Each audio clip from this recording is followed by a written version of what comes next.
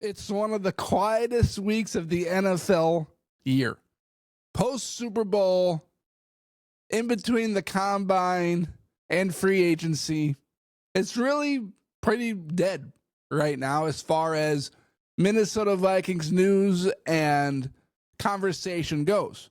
However, we are still here and we are still ready to rumble because we are going to dive into the depths of stories and nuggets revolving and involving the Minnesota Vikings. And one of the conversations this week is about what the Minnesota Vikings are going to do or should do with their franchise tag.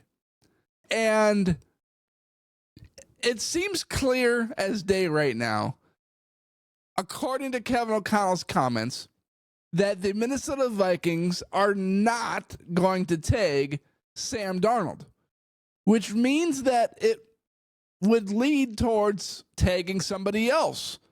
And the conversation has shifted towards a defensive player because the Minnesota Vikings have a lot of defensive players entering unrestricted free agency. Cam Bynum, Shaq Griffin, Stephon Gilmore, Byron Murphy Jr.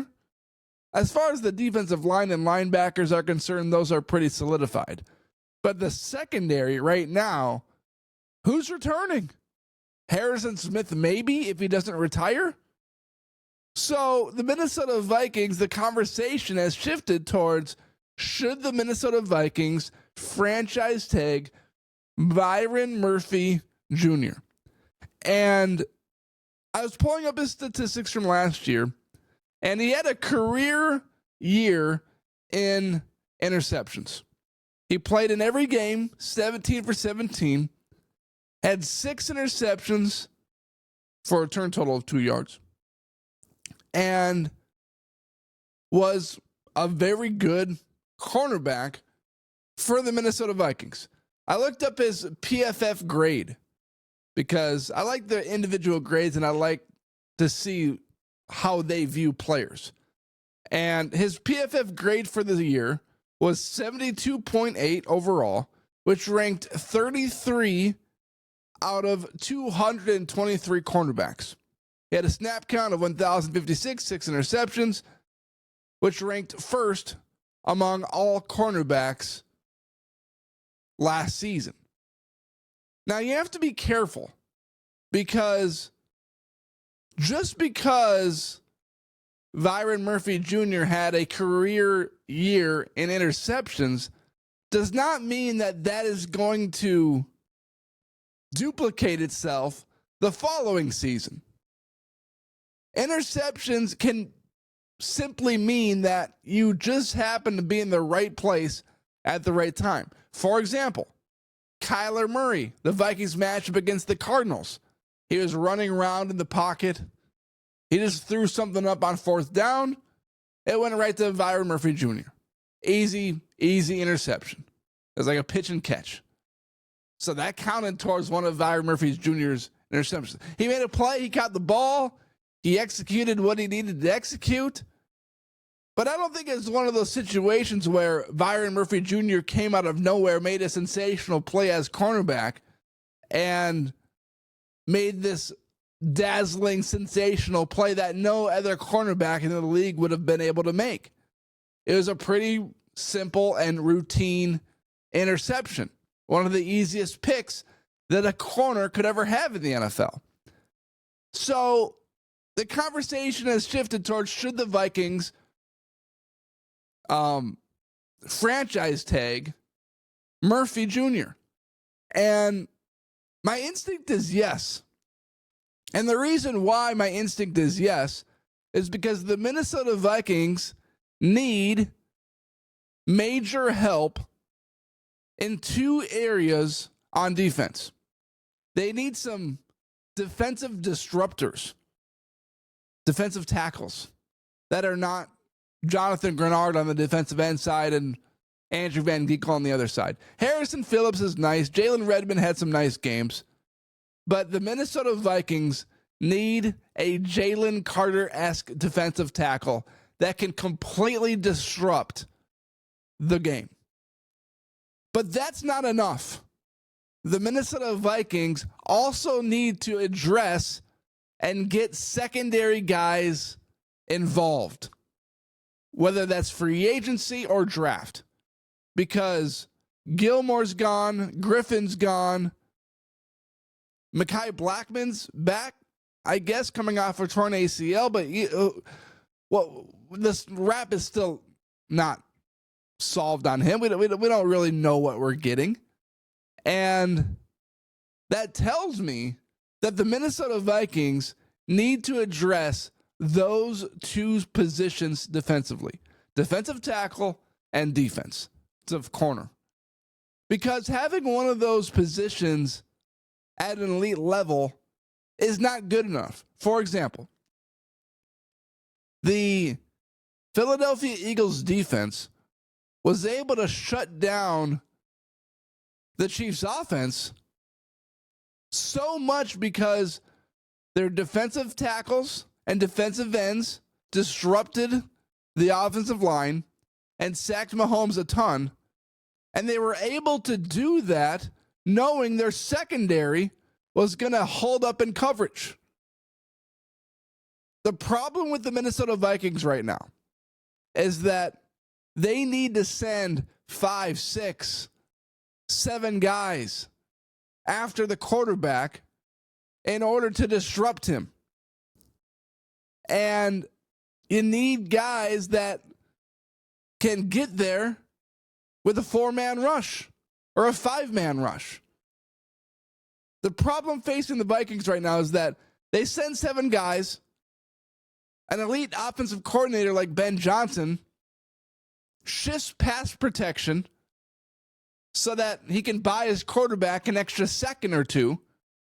And then that's enough for the opposing quarterback, whether that be a Matthew Stafford or a Jared Goff or a Caleb Williams or a Jordan Love. That's enough for one of those guys to get the ball off and make a big play downfield. The Minnesota Vikings defense was good last year, but it was not elite like the Eagles defense was. And the other side of the things is if you have great secondary and a poor defensive line, a poor interior, well, then they're just going to run the ball on you all day, every day.